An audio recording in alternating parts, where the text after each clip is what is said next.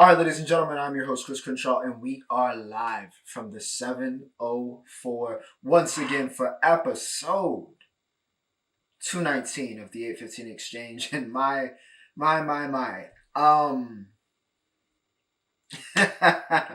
It was not. I mean, I objectively had a really good weekend, but in terms of football, as we will talk about, it just is not a great weekend. So we might have some crashing out to do here on episode 219, and I'm not the only one. All right, it was a very brutal week for some of y'all in CFB. It was a very brutal week for some of y'all with playoff teams in the WNBA and in the MLB. It was a very brutal week if you were Dimitri Bivol, which we'll start off talking about. And it was a very brutal week, all right, in the NFL, all right. And if you were the Falcons fan, if you watched the Penguin last night. But we're going to talk about that. We're going to talk about all that as always. All right, timestamps are embedded in the video, okay? So if you want to skip ahead to me talking about the Penguin or me talking about this week's NFL slate or me talking about what happened this week in college football. By the way, we're doing this on a Monday. Happy National Indigenous People Day. And thankfully, I have today off, so I am doing this on a Monday. So we got the full slate. All right, we got the full slate. But yeah, timestamps also in the description, along with anything else you're looking for in this life, including my social medias. As always, remember to like, share, and subscribe. You guys enjoying the content. You guys went crazy on the reaction videos this weekend. So much appreciado. But without further ado, ladies and gentlemen, let's get this going, all right? I want to hit the flow state today, so let's hit the flow state. And let's talk about two men that were, honestly, they were so equal, and we kind of knew this was coming when we knew it was going to be I mean, we've known it was going to be Beterbiev and Bivol for a very long time. I'm talking about boxing, of course, right now. We knew this matchup was coming for a very long time. From the moment, honestly, Dimitri knocked off Canelo, we knew that this was going to be the light heavyweight undisputed matchup. Artur, Dimitri, Bivol, Beterbiev. It was going to happen, and it happened this weekend on Saturday. And I'm going to be honest with you. I think it lived up to the hype. First off, lived up to the hype. It was a great fight, a tremendous fight between two of the best in the world. I think it was a draw or a slight Bivol decision, but either way, I think we were going to see a number two. However, what really happened was one of the judges gave Artur a 8-4, 8 rounds to 4 for some reason, which I don't know how you can do that. 116 to 112, and that is the thing that tips the scales in Beterbiev's nature. And he, ladies and gentlemen, Artur Beterbiev is your undisputed light heavyweight champion. And it feels weird because it wasn't like a massive robbery. Because once again, I honestly would have been cool with a draw, and I felt like they were very, very equal. And it's not like Beterbiev was necessarily bad in this fight, but I don't know if I would have given him the title off of this performance. I think if anybody, if you're choosing a winner, and it's not going to be a draw, like I said, I think Bivol was just more accurate. Now, Artur had the pressure, all right? He had great pressure, and he finished well, and that's always a thing in boxing, really just in combat sports, is finishing well and how much that can affect the scorecards and how much that kind of recency bias can really, really rear its head in judging, especially in these very, very close matches, is who finishes better. And Artur finished better, won that last round, won a lot of the last rounds.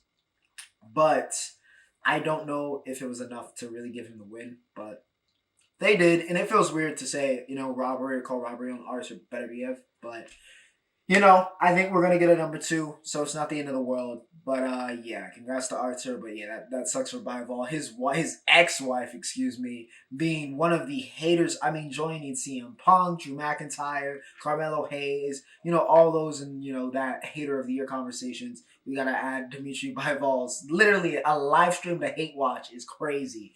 To your ex-husband, leaking his injury history before it's crazy, all right? But, yeah. He was going against Hater of the Year, but, congrats to Beterbiev. We have another undisputed champion. I'm all for that. Now, let's talk about not the fight game, but it might as well have been the fight game. College football, and it is time for our first crash out of the day. I was not even going to care about this game. I'm so serious. I was off it. I was like, you know what? I've already, my hope for this USC team has been depleted. I'm going to fall back. I'm a fallback, right? All right. Penn State, number 4 in the country. They've been looking very good. They probably gonna maul us. They're gonna knock us off. All right, it's cool. But of course, it's always the hope that kills you. It's always the hope that kills you. And what happened?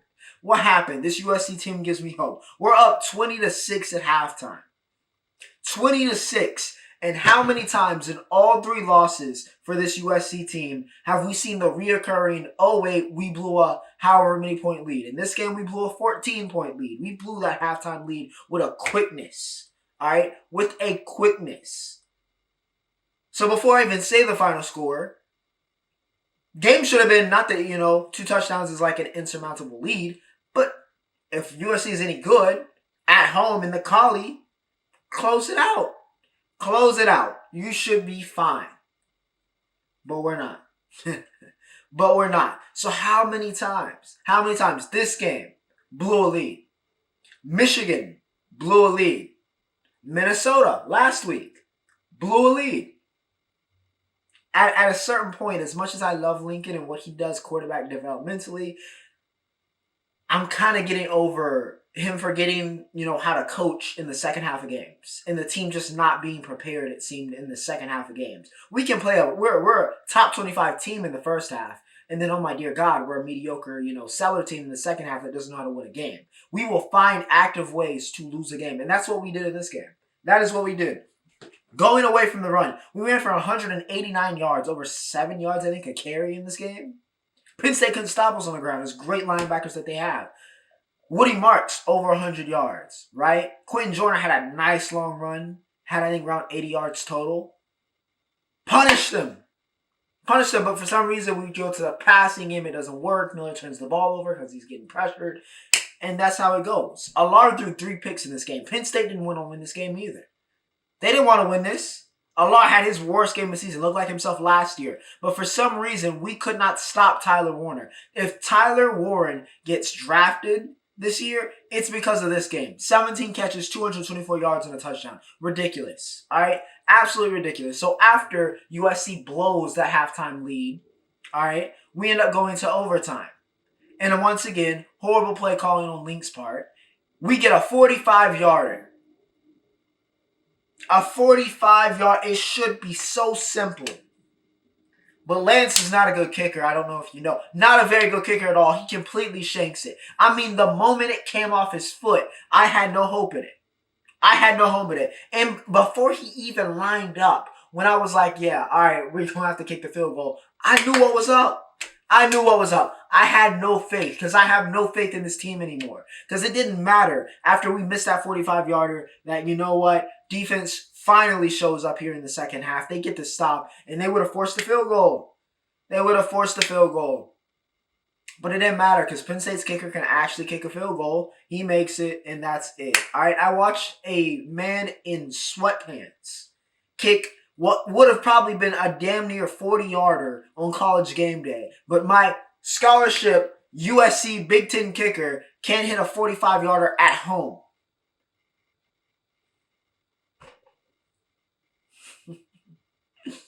Yeah, man, I'm over it. That's the summary. I'm over it. All right, I'm over it. I have no faith in USC. I don't even know if we're making a bowl game.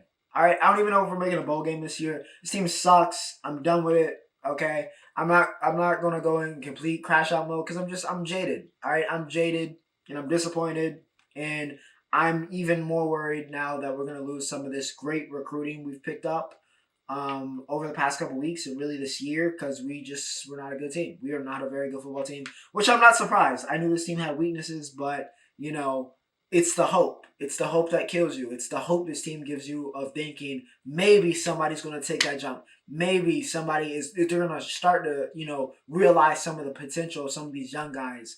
Maybe. And then they just never do. They just never, ever come through. So, yeah, I'm over it. Congrats to Penn State, though, even though that's a game that you should have blown us out in. But, it is what it is. I'm not even going to say fight on because I don't feel like fighting. There's nothing to fight for. Boy, oh boy, Alabama, y'all, it almost got wicked. It almost got wicked for Bama. Yeah, no, South Carolina. Listen, I talked about USC. Let's talk about the USC on the East Coast. Because as much as we blew it this week, honestly, we didn't blow it as bad as South Carolina because there is no reason, and I mean absolutely no reason, South Carolina lost this game.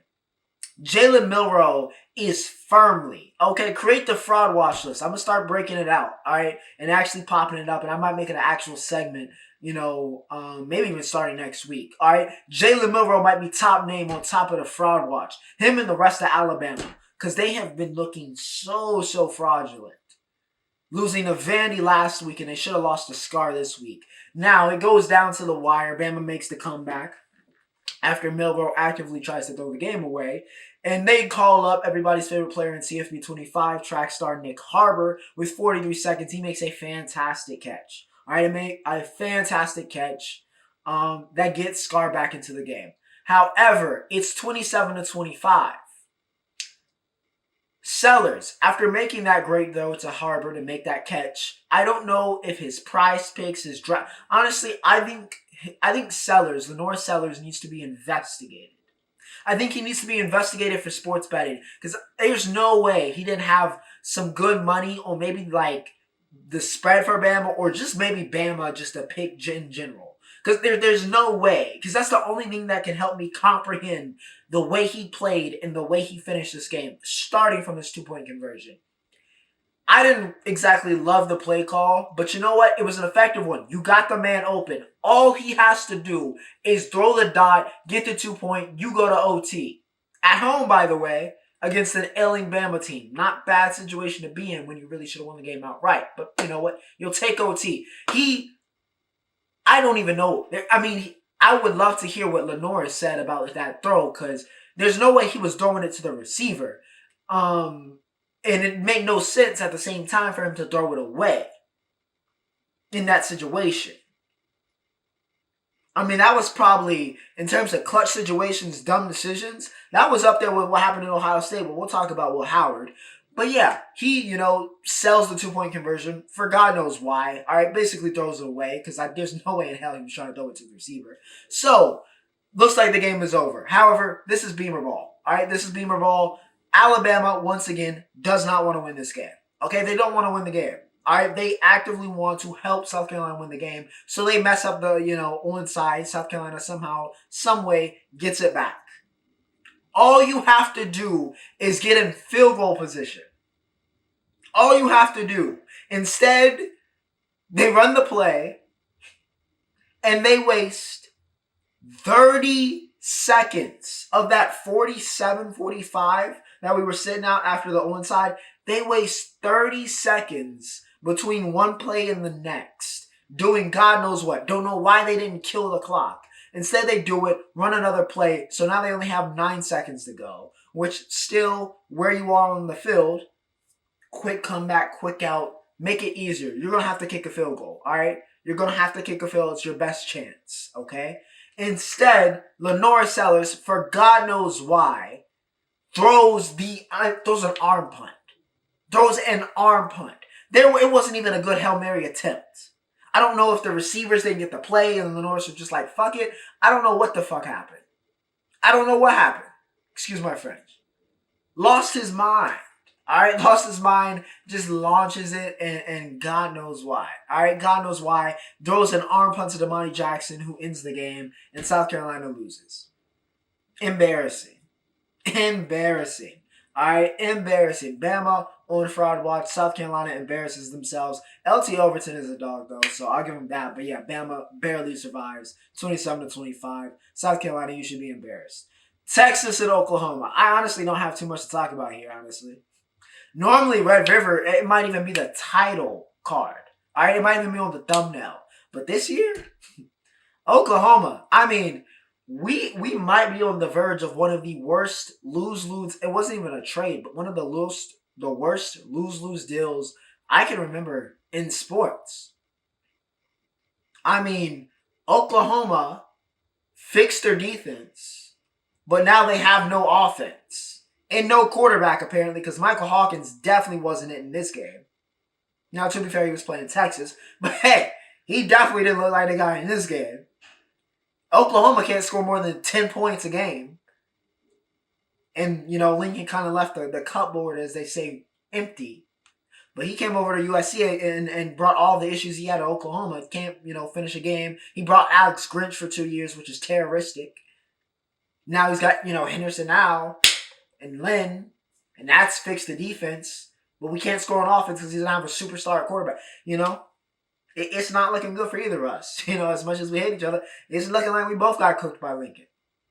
Not in a good way. Not in a good way. Yeah, but Red River 34-3. Trey Wiseman had a great game, 118 on the touchdown. Gunnar Helm had 591 on the touchdown. Anthony Hill went off. Now, I don't agree with the whole Baker Mayfield. That was weird to me. That was weird. Okay, I'm not gonna lie.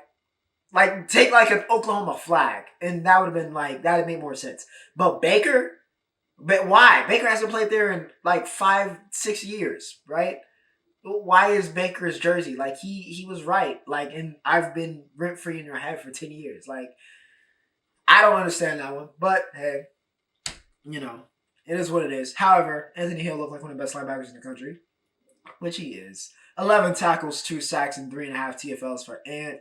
He was great. All right, Quinn wasn't. All right, but honestly, it didn't matter because Oklahoma sucks this year in Texas, 34-3. They win the Red River. Let's talk about game of the week. All right, or honestly, actually, yeah, game of the week. I'd even say it over Oregon or Ohio State, which led up to the hype.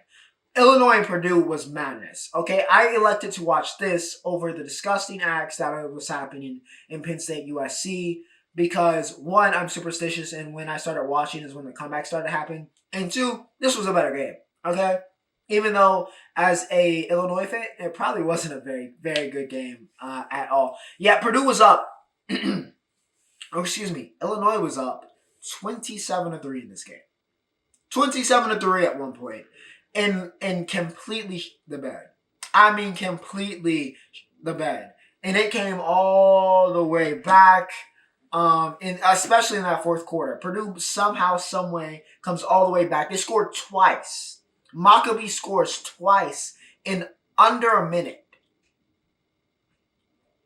Under a minute. We've talked how many times? We've talked about a couple teams this week actively trying to lose games. Once again, I have no choice but to believe Illinois was actively trying to lose this game or actively trying to give their fans a heart attack, both of which they almost accomplished. However, all right, despite Purdue scoring twice, Illinois is able to get back in field goal range because nobody was playing defense in this game. So they send it to overtime. Illinois scores, Purdue scores, because of course, they go for glory instead of double OT, and they pay the piper. All right, they fail the 2-point conversion, and Illinois wipes the sweat off their brow because they survive 50-49 in one of the best games of the year from an entertainment perspective, from a skill and we can add, but from an entertainment perspective, probably one of the most entertaining games of the week. Both quarterbacks went off in this game, as you would expect if they both dropped 50. Luke Altmaier had 439 and 4 touchdowns. Brown had 415 and 3 touchdowns. Maccabee had 102. But like I said, Purdue went for glory, came up empty. Don't blame them.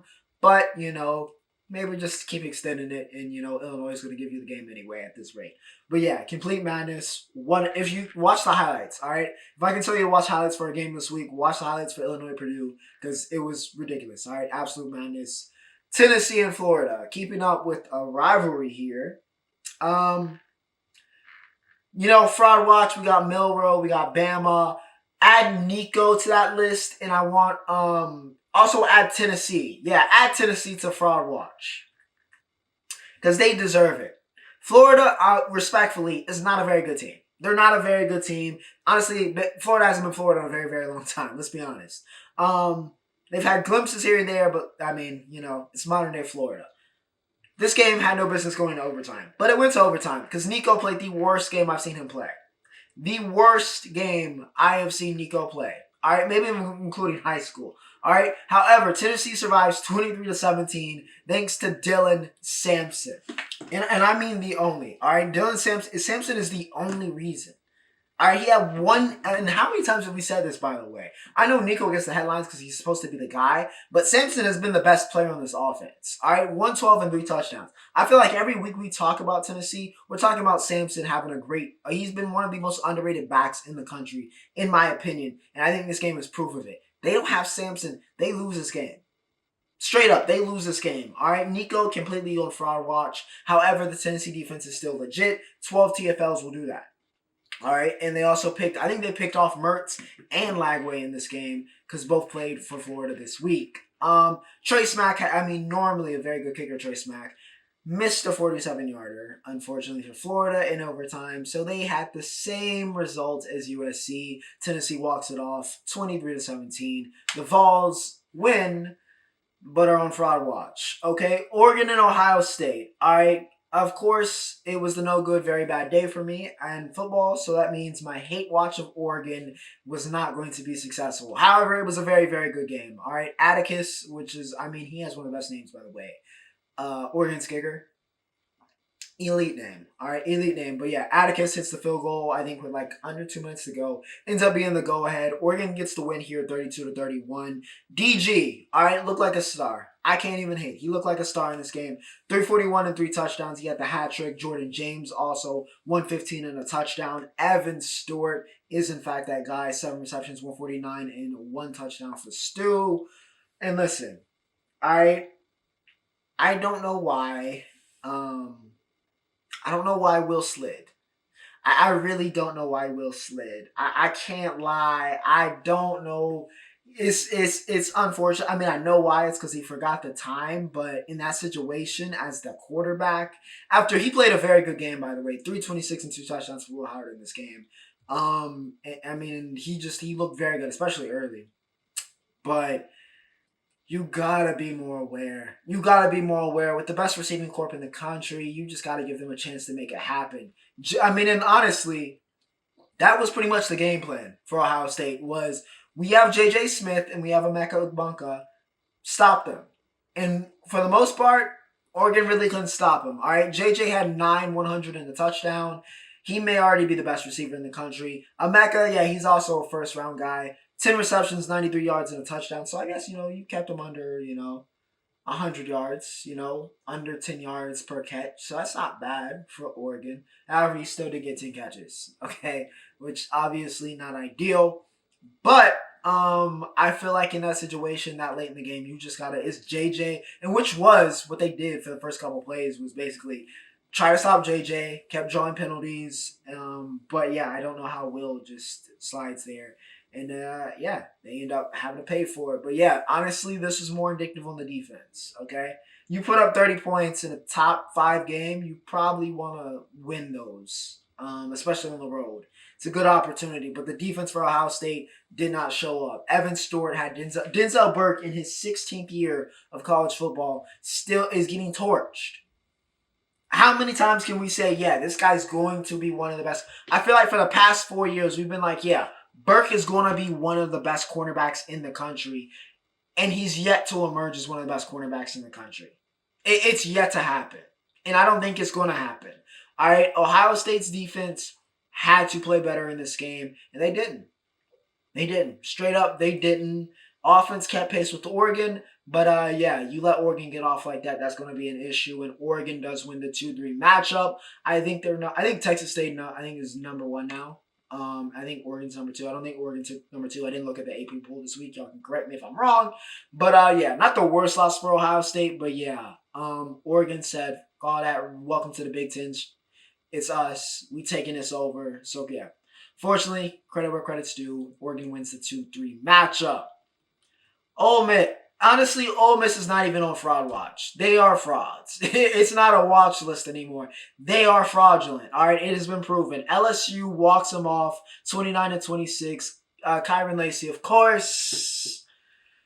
The young has to, show out, pop it. And honestly, if you play the way that Lacey played in this game, 5 receptions, 111 and a touchdown, you deserve to pop it. All right, you deserve to pop it. Lacey walks it off after Caden Davis hit a 50. Of all the bad kicking we had this week in clutch moments, Caden Davis hit a 57-yarder, and they still lost. No wonder Jackson Dart turned into Anakin Skywalker. Actually, in the post game conference, hood up.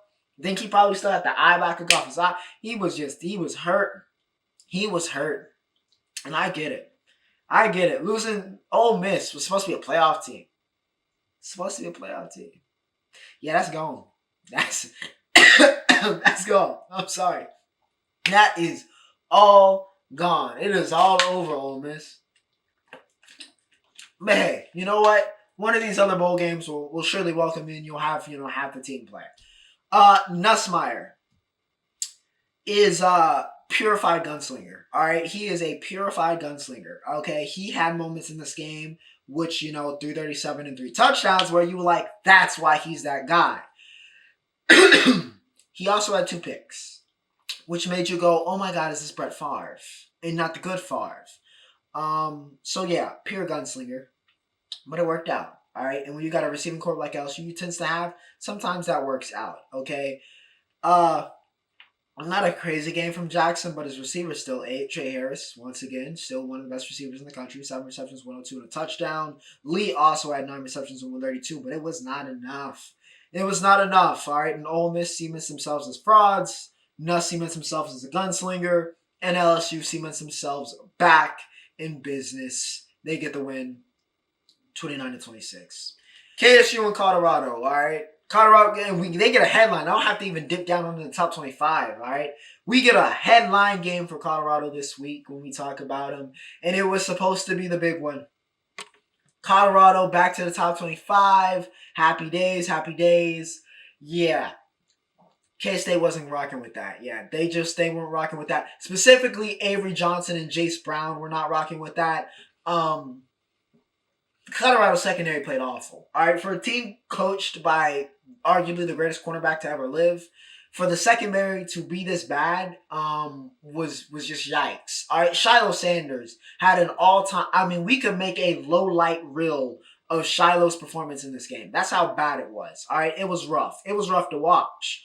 Jace Brown gets that 50-yard go-ahead, which multiple tackles should have been made for Colorado, but they don't do that there. So Avery Johnson does connect there. And they go up 31-28, and that's it. All right, that is it. Kansas State wins the game off of that. DJ Giddens went rampant. All right, 182. JB, who I just mentioned, had 6, 121, and 2 touchdowns. Of course, half of that probably being that 50-yarder.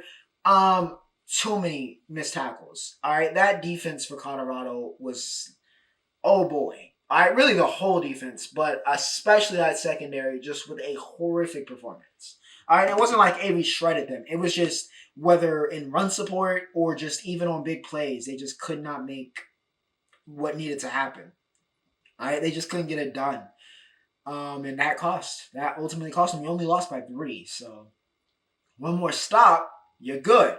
You stop Kansas State instead of giving up that 50-yarder, you're good. Earlier in the game, Giddens keeps breaking it deep. You make one of those stops, you're good. But Colorado just has too many weaknesses right now for them to really kind of emerge as one of the top 25 teams in the country. And of course, credit to Kansas State for being that good. Travis Hunter got injured in this game, of course, and that did also have a very big impact. All right, you lose the best player in college football, that is going to have an impact on this team. Now, receiving wise, Colorado has many talented receivers, has one of the best receiving corps, I dare say, in the country. So didn't hurt as much, but still losing Trav in that aspect hurts. But in that secondary I just mentioned, not having Travis Hunter there, where Travis probably would have been on Jace Brown in that play, it definitely changes things. All right, it definitely changes things. So yeah, Trav getting injured, very weird injury. Because it looked like he was fine, but then he came out of the game and he had shoulder pain, so they just kind of sat him for the rest of the time. So wondering if we'll get any more impact on what happened there with Trav. Shiloh was a bum, but yeah, unfortunate. Shedeur takes way too many sacks still. I mean, he only got sacked 4 times, but the sacks he takes these like 20-yard sacks where it's just like throw the ball away. It's like, are you trying to protect your completion percentage? It's much more helpful for your team to avoid the sack, just throw it away. Don't lose the yardage and put yourselves in a hole. He does that way, way, way too much. Still a very talented quarterback, but he needs to stop holding. He holds onto the ball way, way too long for his skill set. So yeah, Kansas State, however, gets it done. AJ and the Wildcats stay hot, take out Colorado. And to round up this very long college football segment, GT, of course, that boy, 217 in this game against Hawaii. He's up to 1,248 and 17 touchdowns. All right. Do what? 6 games? We're at 6 games, and yeah. So you see it. Somehow he, by the way, not on pace to break Barry's record, but we are still very much so on Barry watch. GT has firmly placed himself on top of the Heisman race. And Kate Klubnik is still cooking for Clemson very, very quietly. Clemson seems to have rallied in the ACC, just destroyed Wake Forest. And like I said, Kate Klubnik still cooking. We'll see what happens when they can finally play another meaningful game. Because honestly, Wake is just not in anymore. But that was college football.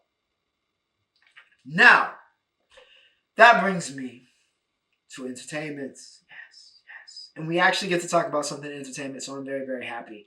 All right, the Penguin. More good stuff. Sofia.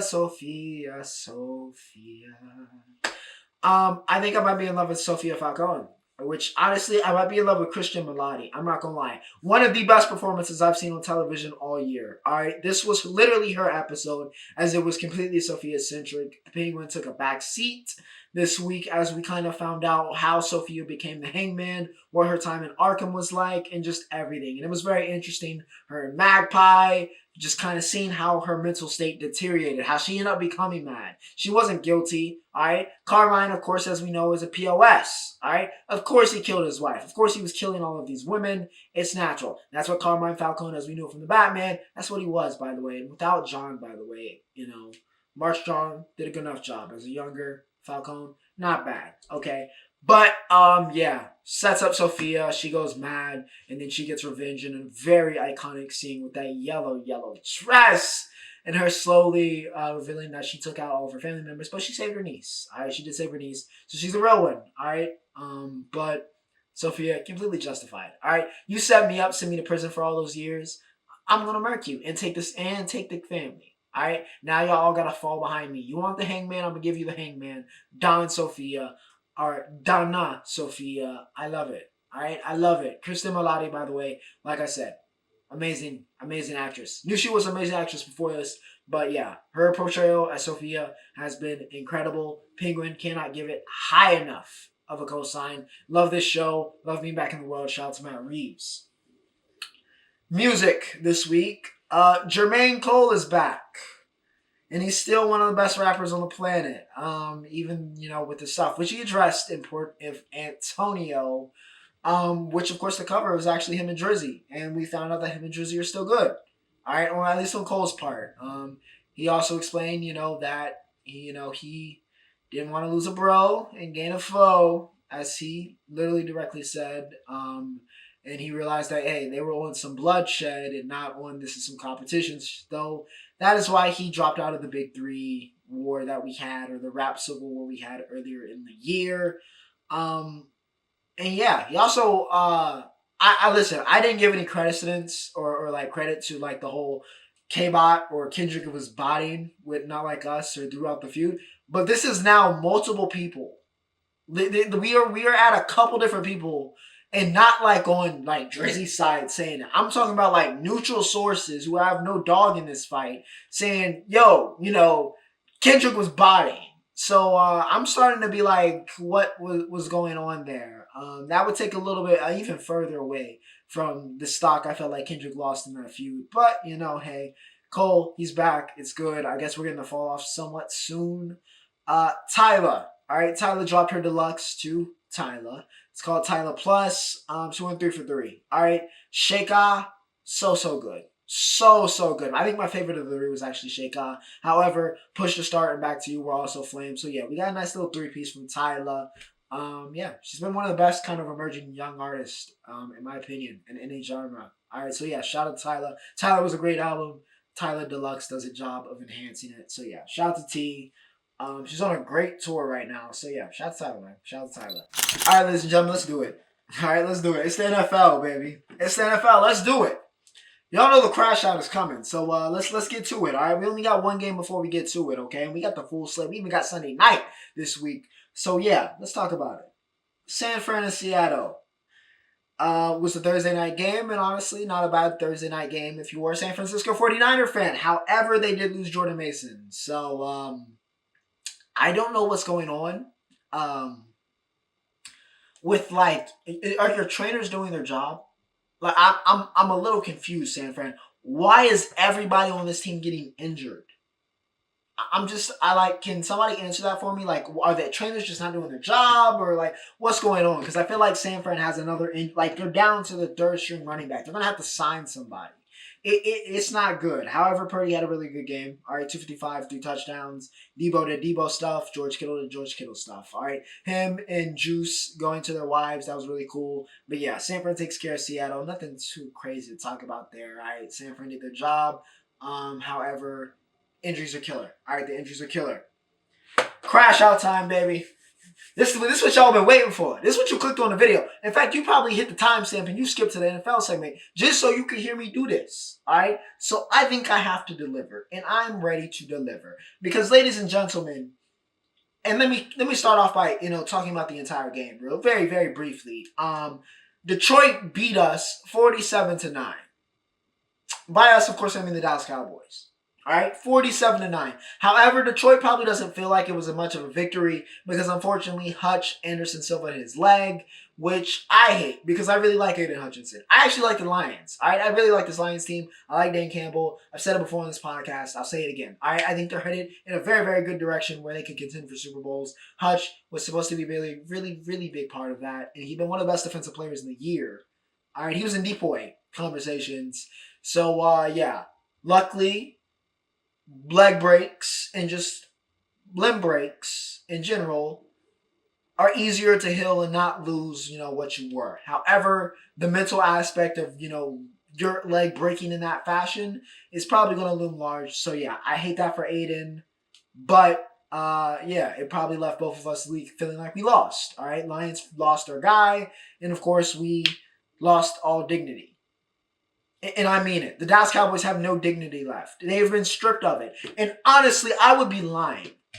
I would be lying to you if I said I was surprised that we are sitting here 3-3. Not that we couldn't be better, but I would be lying to you. Because what did I say in my previously scheduled crash outs over this team, which I've crashed out far too much for what they deserve with their play this year. But what has it been? What has it been? We did nothing in the offseason. No improvements, no pickups. Derrick Henry for the richest, most profitable team in the NFL and one of the most in sports on the planet. 6 to 7 to 8 million for Derrick Henry, who's currently leading the league in rushing, by the way, in Baltimore, is too much money for the Dallas Cowboys and Jerry Jones, who's the root of this issue, I guess.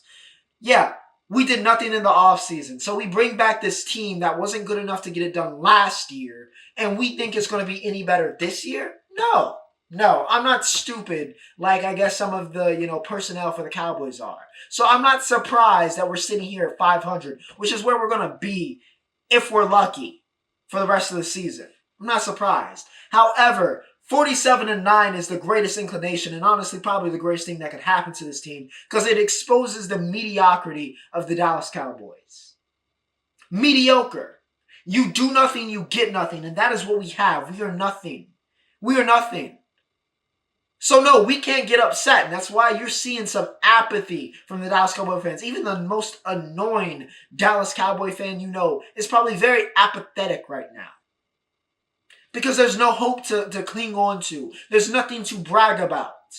There's nothing to be like, but you know what? Maybe if we make this change. No, the Cowboys suck. They suck. Objectively speaking, suck. This is not a good football team. It's not. And I don't know what we expected. Mike McCarthy is not an elite coach, so he's not turning this around.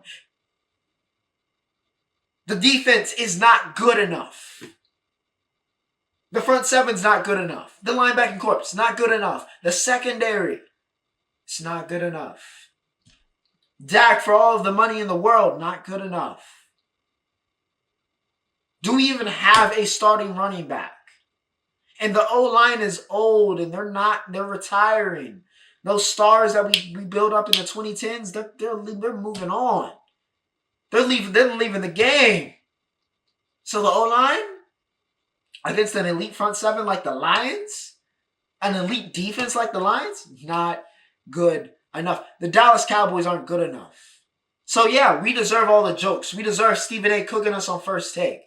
We deserve trending number one for the past 16 hours on Twitter. We deserve it. Everybody making jokes. We deserve it. And I hope that Jerry Jones, and I hope that Stephen Jones, and I hope the whole Jones family, I hope the whole org sees this. We're a laughing stock. Is that what you wanted? Because that's what you accomplished. And that's how you moved. That is what it delivered.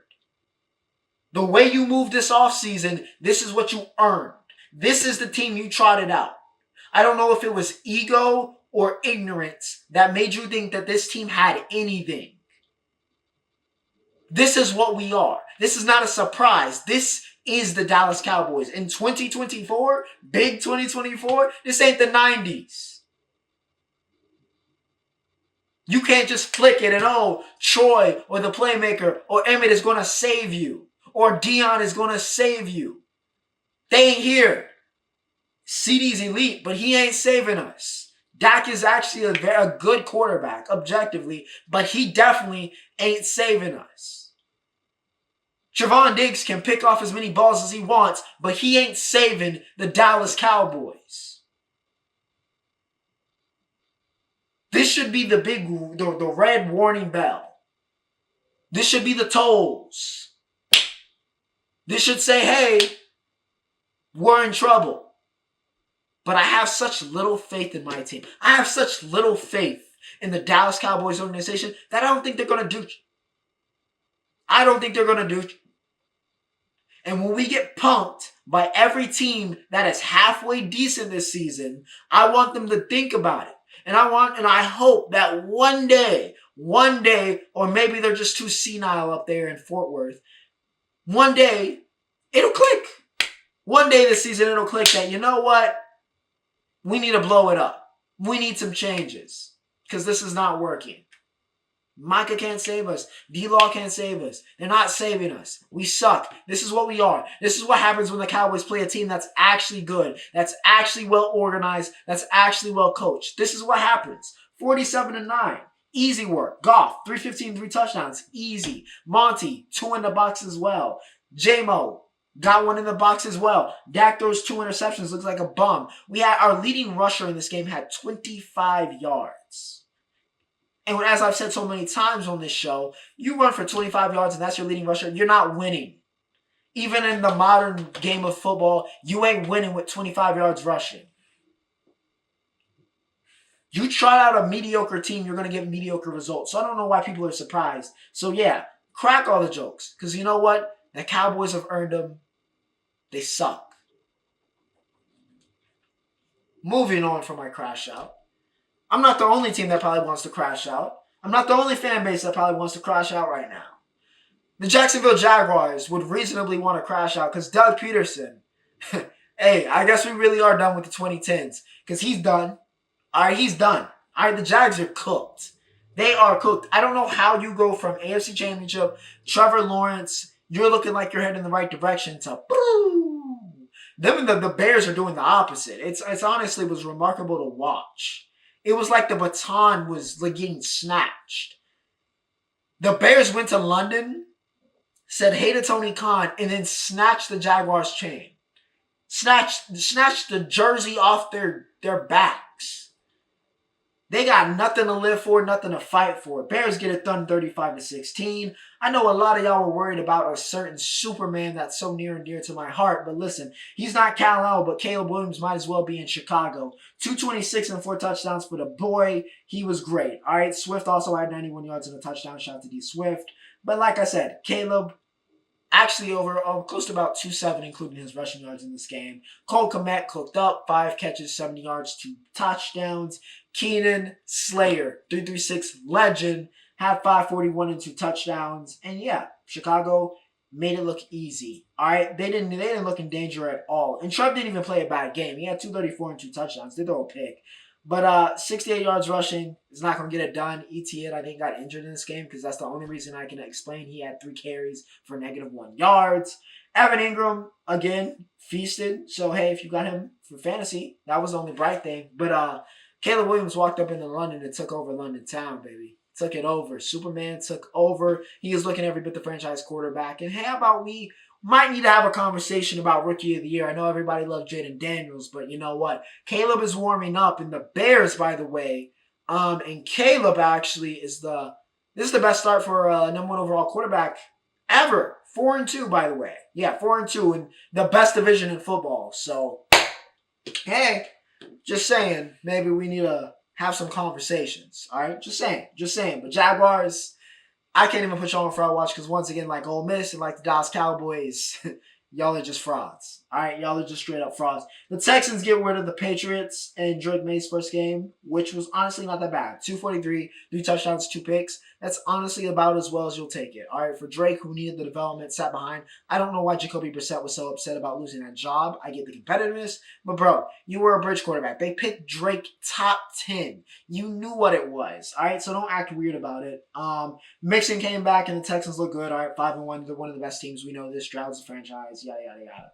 All right, Ravens Commanders. All right, this was one of the big games of the week. Of course, the Commanders, the Commies, have been on fire to start this year. Jaden Daniels, of course, is the next great quarterback. Yada yada yada yada. Okay. However, he was facing his forefather. All right, Lamar Jackson and the Baltimore Ravens, who are officially back on track. 30-23, they get it done. Yeah, they cooking. All right, JD had a very solid game, by the way. 269, 2 touchdowns. Wasn't perfect, and he wasn't Lamar, but still another solid game for Jaden Daniels. However, it's still Lamar's era. Okay, don't get it messed up. It's still very much so Lamar's. He's the definitive scrambling quarterback, black quarterback. And I don't mean those like synonymously as like you have to be a black quarterback scramble. I just mean like representing black quarterbacks in the NFL. He's the face. All right, Jaden may one day take that honor of also just one of the faces of the league, but Lamar is still king. All right, it's still Pat, Lamar, Josh Allen. All right, so let's calm down. All right, JD's not there yet, but Lamar 321 and a touchdown in this game. King Henry is still king. All right, 130. Again, 6 to 8 million was just too much for Jerry Jones. All right, too much for for 132 and 2 touchdowns. Too much to open up a run game that maybe makes Dak's job a little bit easier. It's just too much. Just too much. All right, Zay Flowers had a very good game, and I would know because he's on my fantasy team. 9 for 9, by the way, on targets. 9 receptions, 132 for him in this game. And yeah, the Ravens just better. All right, it felt like a little bit of kind of the present versus the future with Lamar and JD. So it lived up to the hype in that accord. Terry McLaurin, by the way, had 2 touchdowns. Dante Fowler had 2 sacks to give some more happiness to Commanders fans. But honestly, you can't really have hoped for a better start. So you'll take it. But the Ravens are still the class of the league. Let's be real. All right, the Eagles take care of the Browns. It did not look good. Okay, it was not pretty. The Browns just have this way, despite being 1-5, just have this method of like you get the ugliest wins. Like no team, like let me look at this real quick. No team has run like besides the Commanders and I guess us technically, nobody has won a comfortable game against the Browns. Like nobody. Like it's just the ugliest wins. The ugliest wins. But Eagles get it done 20-16. Again, nothing too much to talk about. Hurts didn't turn the ball up. Well, let me check. He didn't turn the ball over. Yes, so finally, he broke the streak. All right, so Jalen Hurts didn't turn the ball over. Yada, yada, yada. Eagles win. Browns suck. Y'all know this. All right. Packers beat the brakes off of the Cardinals. I'm a little bit concerned about Marvin Harrison. Not in terms of his talent and play. No, that's fine. I'm concerned about his head. He got concussed in this game, which is now multiple concussions in the past, 2 years. Because if you remember, he famously got concussed at the end of the college football semifinal against, Georgia? And now we have this one. I'm just hoping those are coincidences and not, a reoccurring theme. Because concussions have and will kill a young star's career, as we've seen many, many times. So, yeah. Hoping that's nothing crazy from Marv, but yeah, not ideal. Jordan Love is back, 258 and 4 touchdowns in this game for Jordan. So yeah, Packers back in business. Easy work though for them. However, let's talk about a real big one. Who's the top? I mean, we got 2 teams trending in opposite directions, but it was really it felt like supremacy matchup for that NFC South. All right, could the Saints get back in business, or are the Bucs going to take control? And boy, oh boy, did we have a statement.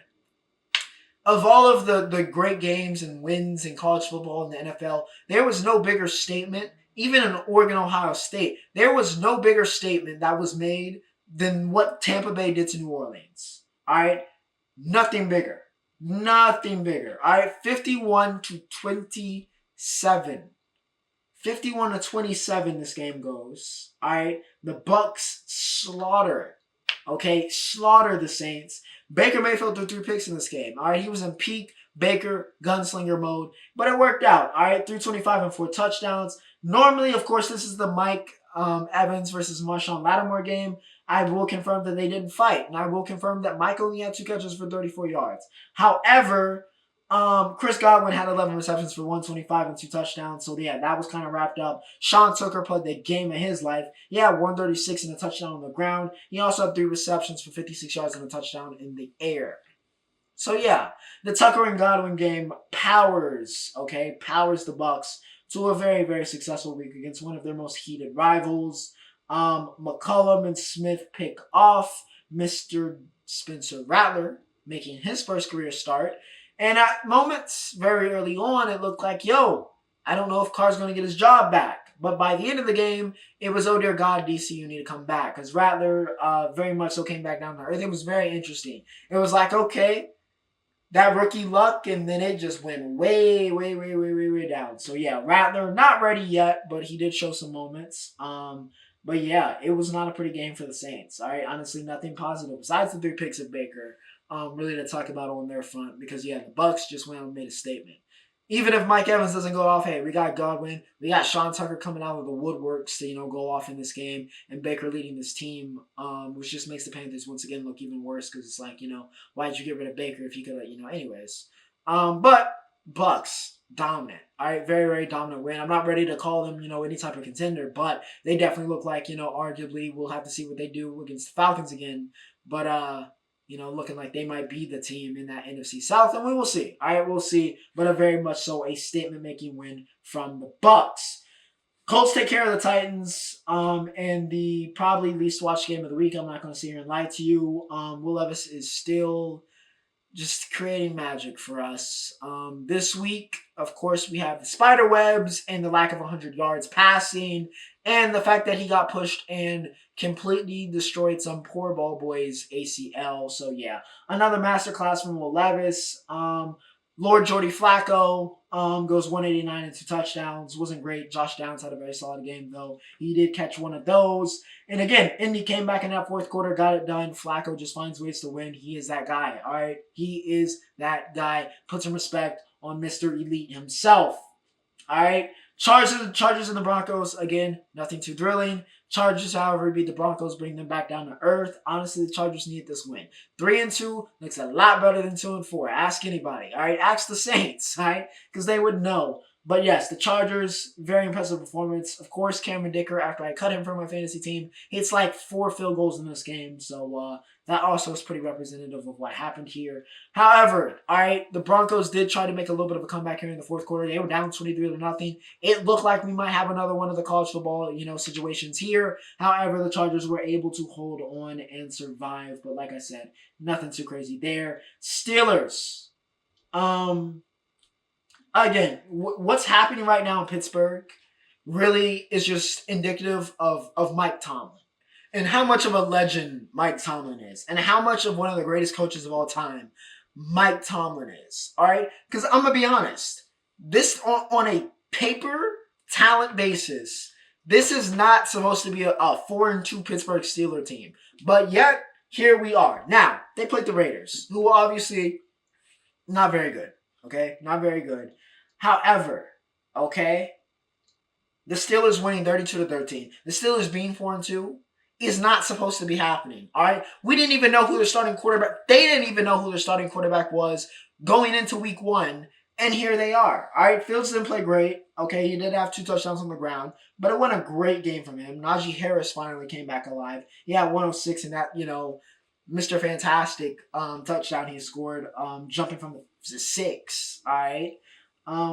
But yeah, this defense once again gets it done. Dante Action Jackson gets an interception. Patrick Queen tackling everything with a pulse. And once again, Pittsburgh Steelers defense dominates a team creates enough opportunities for the offense, and Mike Tomlin is Mike Tomlin, and the Steelers find a way to win. So yeah, credit where credit's due. Steel City, yeah, get it done.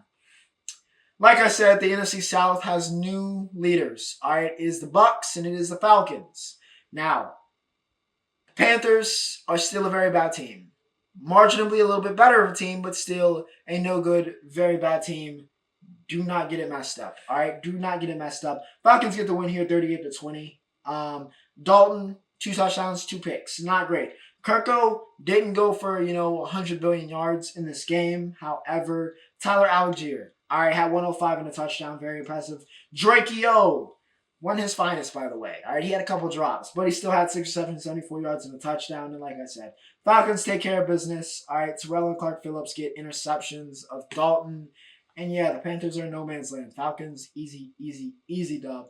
Bengals take care of the Giants. All right, this was not Sunday night, by the way. It was just an afternoon game. But yeah, it was ugly. Honestly, I don't want to talk too much about this one. Burrow had that 47-yarder, and honestly, that was the coolest thing about this game. The Bengals can't decide if they're a good team, and the Giants are not a good team. So yeah, that was the NFL. All right, that was the NFL. Not the prettiest week, but we did have some teams that are, obviously in crash out territory. And of course, I had a crash out of mine. Now, with that said, ladies and gentlemen, that brings us to the roundup. It does. And we got NASCAR to talk about, which was actually in the 704. I could have gone to this race, actually, but I'm feeling a little bit spiteful currently to a, different situation I won't talk about on camera. However, Kyle Larson does get the win. He advances, of course. He wins the Roval. A lot of questions about this year's Roval. A lot of mixed feelings, especially from the drivers.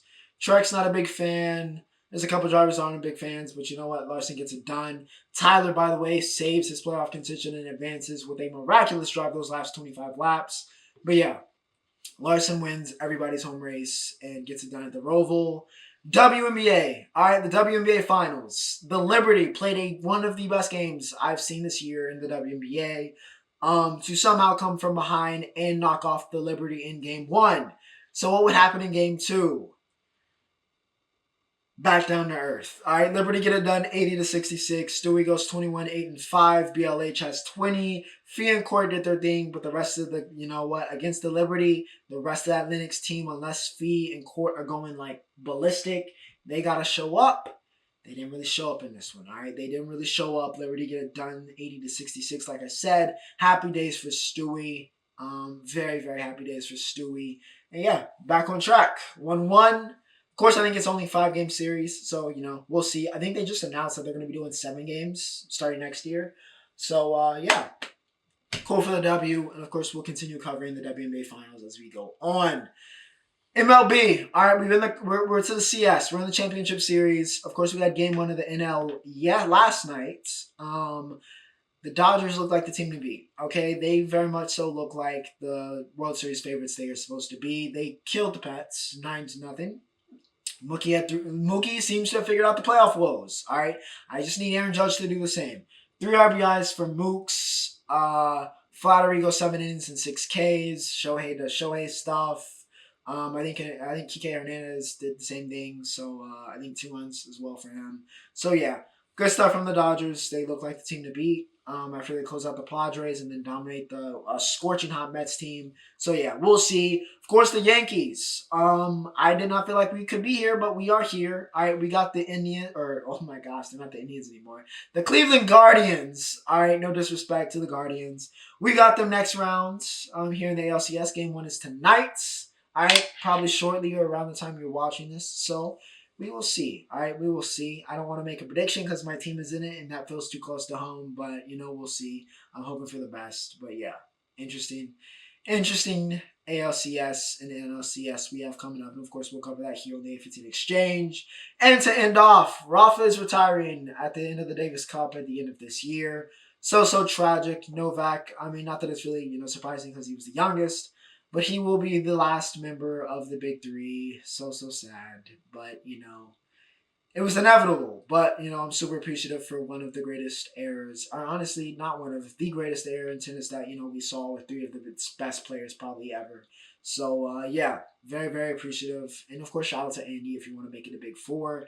However, all right, Novak was not able to get it done in Beijing as the youngins, all right, Sinkaraz go back to back. All right, last week, Carlitos. This week, Sinner, okay? Sinner knocks out Novak. He's beaten Novak, I think, every time they've played this year, by the way. He's also won 5 of the 7 hardcore titles at this point. So, yeah, like I said, I asked a very long time ago who was going to rise to meet with Carlitos. And Yannick has showed that he is that guy to be that next big star of the era. So yeah, just wishing the best health for both of them. It was also cool to see Roger Farrow and of course Carlitos watching this one.